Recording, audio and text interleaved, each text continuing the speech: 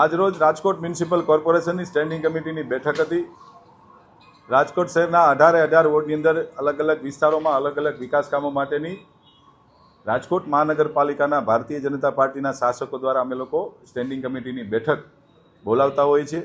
આ સ્ટેન્ડિંગ કમિટીમાં સૌ ભારતીય જનતા પાર્ટીના કોર્પોરેટરશ્રીઓની સાથે ચર્ચા વિમર્શના અંતે આજે સ્ટેન્ડિંગ કમિટીમાં કુલ 66 દરખાસ્તો હતી।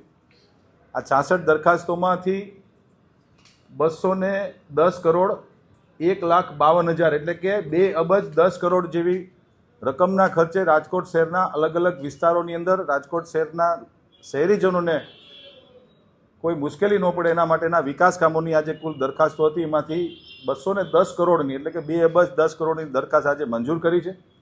કુલ 66 દરખાસ્તમાંથી 3 દરખાસ્તને વધુ અભ્યાસ અર્થે પેન્ડિંગ રાખવામાં આવી છે। બાકીની તમામ દરખાસ્તોને આજે મંજૂર કરવામાં આવી છે।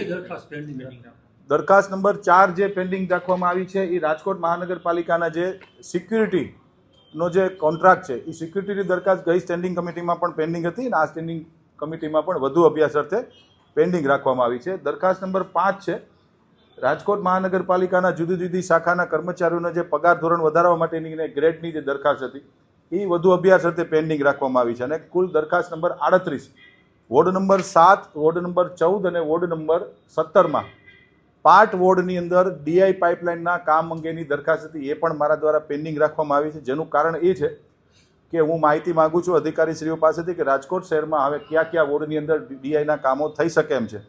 જો એ માહિતી પ્રોપર સમયમાં મને મળી જાય તો માર્ચ પહેલાં રાજ્ય સરકારશ્રી જે અમને ગ્રાન્ટ આપે છે તો એ એક સાથે બધા કામોને અમે મંજૂર કરી લઈએ, એના માટેની દરખાસ્ત અમે પેન્ડિંગ રાખી છે। બાકી તમામ દરખાસ્તો મંજૂર કરવામાં આવી છે। પ્રોજેક્ટ મેનેજમેન્ટ યુનિટમાં વધુ મંજૂર કરવામાં આવી માનનીય મ્યુનિસિપલ કમિશનર શ્રી દ્વારા જે પીએમયુની જે દરખાસ્ત મૂકવામાં આવી હતી સ્ટેન્ડિંગ કમિટીમાં ગહન ચર્ચાના અંતે પાર્ટી સંકલનની અંદર પણ ચર્ચા કરવામાં આવી હતી કે એ જે અધિકારીશ્રીઓની જે ક્વોલિફિકેશન છે, જે ક્વોલિફાઈડ અધિકારીઓ છે અમદાવાદ, વડોદરા અને સુરતમાં પણ આ દરખાસ્તને મંજૂર કરવામાં આવી છે। રાજકોટ શહેરમાં અલગ અલગ વોર્ડની અંદર અને મોટા જે પ્રોજેક્ટો ચાલે છે એનું મોનિટરિંગ માટેની જે દરખાસ્ત હતી એ પણ યોગ્ય લાગતા સ્ટેન્ડિંગ કમિટીએ મંજૂર કરી છે।